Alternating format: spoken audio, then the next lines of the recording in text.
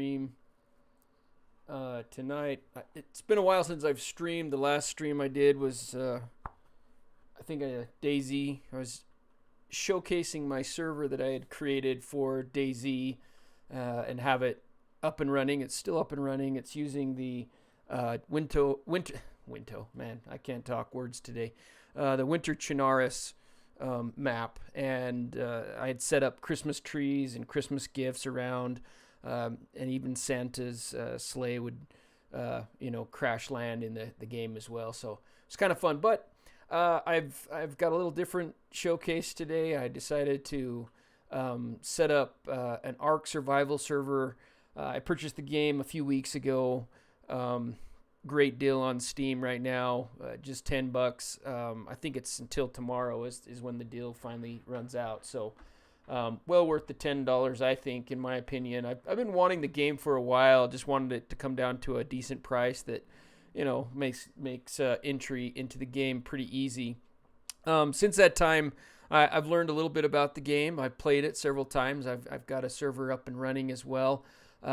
This one, however, I don't have it on an actual dedicated server. I'm actually running it as a dedicated server, though, on my own PC in the background. So one tool that I've used is this Ark Survival Server Manager. You don't have to have this server manager to run the server. It does help out quite a bit.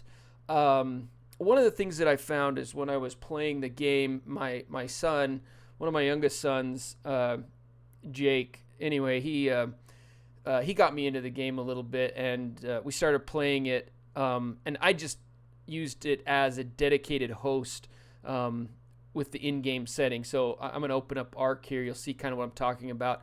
There's an option right here. Let's see. You can see my screen now. Yeah, it says host local. You can host a local session.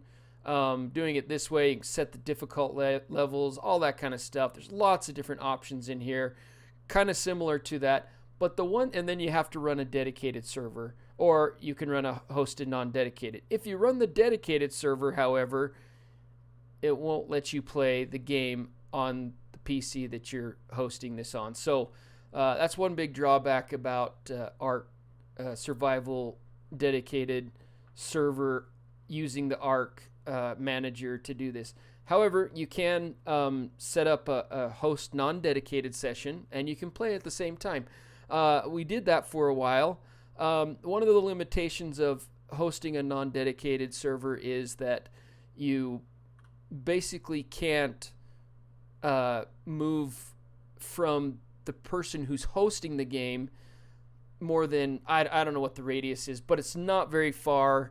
And you kind of have to stick together, and that person, has to be online when you play the game. Or if he's not online, you can come online, but then you're limited to that little tiny radius where he's sleeping, and it's just, or if he's just sitting there, standing there, doing nothing, it just doesn't work out. So, so we decided to set up our own dedicated server, and I'll switch back to the Ark Survival Server Manager, and kind of showcase that a little bit.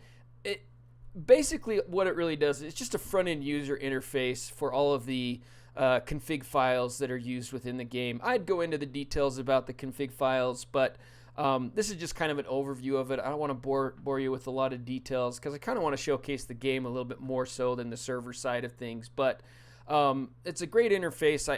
I kind of wish DayZ actually had an interface like this because it makes managing the server a little bit easier. In fact, I had a hard time before I actually was using just the config files. These server ports, I couldn't quite get the configuration set right. But once I set these ports in here, the thing started right away. So yeah, now you know where my ports are. However, I do have it password protected, and if you want to join my game, I don't care. If somehow you hack it and you get into my server, good for you.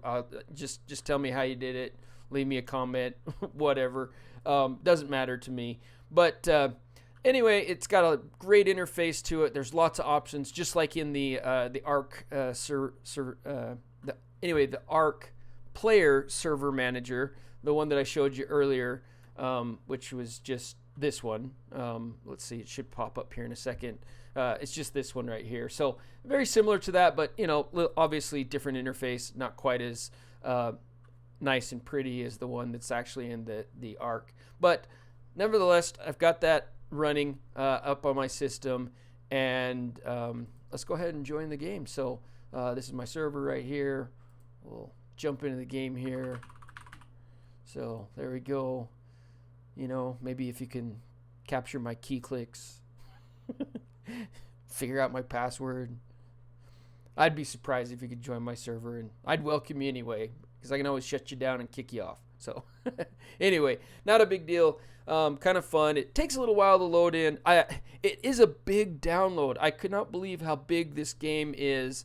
For my understanding, I believe it's using the Unreal Tournament engine. And it's a great engine, don't get me wrong, but there's a lot of overhead to it, and the download for this thing is huge for a game. On par with Call of Duty, 125 gigs on Steam. I believe if you download the Windows version, it's about